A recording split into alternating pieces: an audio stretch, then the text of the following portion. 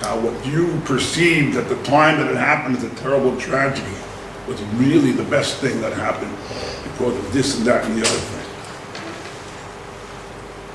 The moment we realize that, Rabbi Sai, that there is an eternal plan, we live a much happier life. There was a clay fiddler on the roof. There was a fellow there who was complaining that he wasn't wealthy. Tevya. He had a whole song, if I were a rich man. I'm not going to sing it. But one of the stanzas,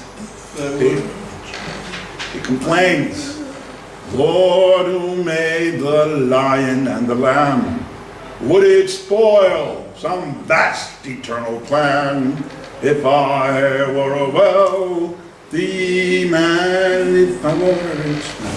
Look at it. All right. Anyway, what's the answer to the question? You darn tootin' it would spoil a vast eternal plan. If Hashem made a person poor, there's a reason behind it. It doesn't mean you're not allowed to ask to become rich. You definitely could daven. Maybe that's why he made you poor. He wants to hear from you.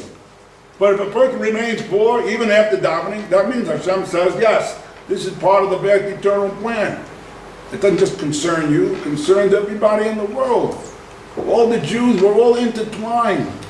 Just because you don't see and understand the eternal plan doesn't mean it doesn't exist. A person will live a little more calmly when he realizes, yes, everything is being run by a Kodesh Baruch. Getting back to the original question that we started. Why do we celebrate Chanukah 8 days when apparently the obvious miracle was only 7 days? The answer is simple. The Bali Musa say, Reb David Feinstein and the Alter Kellam I saw, as we said before, the first day that they had oil and it burned is also a miracle. It's the Nes Nister, the Ramban said. It's the natural miracle. Why do you think oil burns? Because it had the scientific fact of combustion, the ingredients? No, because Hashem put these laws into the world. Except we're so used to it that we don't look upon it as a miracle. But on Chanukah, when they saw the other 7 days, I forgot to mention, this is what the Ramban said. The Ramban said, Min hanisim hagadolim hamufursamin. Once you see the obvious miracle, he was talking about Kriyas Yom Tov at the time, that reveals to us who's really in charge of nature. And that's what's happening on Chanukah. The other 7 days clearly showed us it was beyond the laws of nature that showed us that Hashem is not only involved in those 7 days.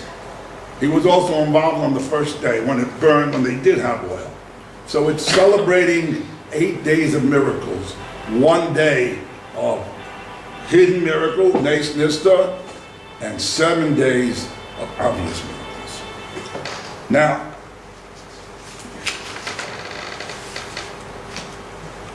once we understand this, people have a minhag, you should know, when they light the candles, to sit around and learn, but a lot of people also think about Hashgacha Pratis. But this is one of the lessons that you learn from the Chanukah candles. Think about your lives, the various parts of your life. Hashgacha Pratis doesn't only mean big things that happen. Every little thing. You needed something and you couldn't find it. All of a sudden a friend of yours comes and he has it. Hashgacha Pratis, the Rebbe was orchestrating it. And there's another important lesson, that's current events, Rabbi said. Just like the Rebbe runs the world, he runs current events. The problem is that we don't know how to read the newspaper. When we see current events, most of the time we just look at the facts that took place. We don't learn much from it other than the fact that this happened and that happened. But you got to realize, if it happened, that means Hashem is trying to teach us something. I told you once before, the Chofetz Chaim,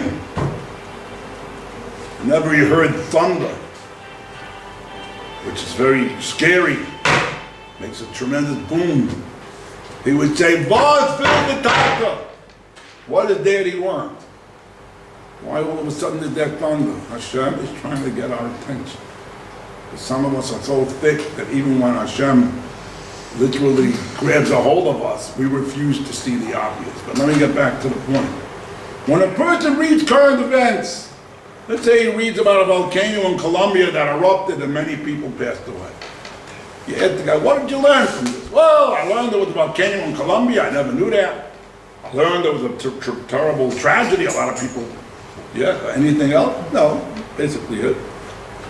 You know, it's like, I heard a marshal, a fellow learning Mishnayos. He's in an old shul. They have these yellow Mishnayos from hundreds of years ago. He opens up the front page, and it says, printed in Pietrka, a certain place. So you ask the guy, he's learning for an hour, Mishnayos. No, tell me, what did you learn in the Mishnayos?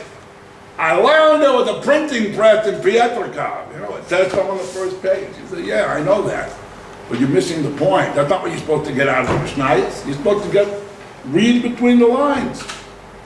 You hear an event about a terrible tragedy, it's supposed to wake us up.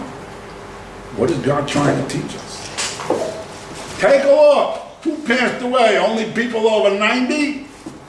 No, unfortunately there were a lot of babies, children. What did that show us? A man has no guarantee in life. How many times we make our plans in life? Yeah, Rabbi, one of these years I'll do tshuva. You know, when I get to the end of my life, when I can't run after all my desires, I'm too old, then I'll sit down and do tshuva. There's a lot of problems with that. But the most obvious problem is, do we know what's going to be tomorrow? Do we know what's going to be today? We have no idea. All these events, we're supposed to think about it. There was one event, I think it's still going on, I haven't read up on it in the longest time. This is the problem called AIDS. For many years, AIDS stands for Acquired Immunity Deficiency Syndrome. It's a terrible disease which messes up the person's body, and eventually he passes away. So they did a whole bunch of articles explaining where it comes from. And it says, this is what the magazines say, it's usually by perverted groups. It's prevalent by homosexuals and intravenous drug users, so on and so forth. What are we supposed to learn from this one? Let's think about it.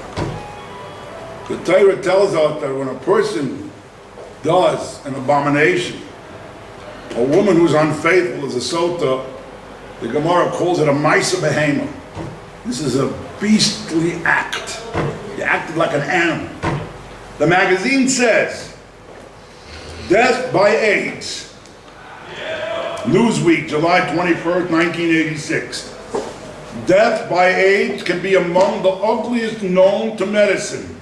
The reduction of a person to a mindless creature. What is God telling us? Mida keneged mida. When Hashem punishes, He does measure for measure. You did an animalistic act, you're going to end up like a mindless creature. Do people learn from this? Maybe somehow.